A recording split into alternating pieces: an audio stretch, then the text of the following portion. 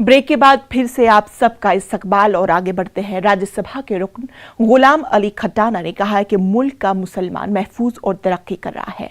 उन्होंने कहा है कि बीजेपी पर हमला करने वालों को पहले खुद के अंदर झांकना चाहिए। भारत के प्रधानमंत्री नरेंद्र मोदी जी की रहनुमाई में देश का जो मुसलमान है वो सुरक्षित है, वो तरक्की कर रहा है और डेवलपमेंट की तरफ बढ़ रहा है।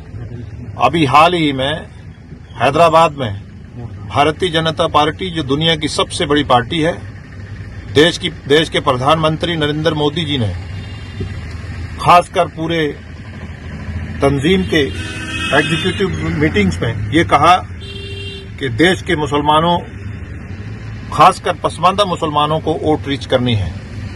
जो लोग आज दुनिया के रेफरेंस से भारतीय जनता पार्टी की सरकार को क्रिटिसाइज कर रहे हैं, उनको अपने गृह में नजर डालनी चाहिए और एक पॉजिटिव और मुस्बत अपोजिशन की तरफ बढ़ना चाहिए।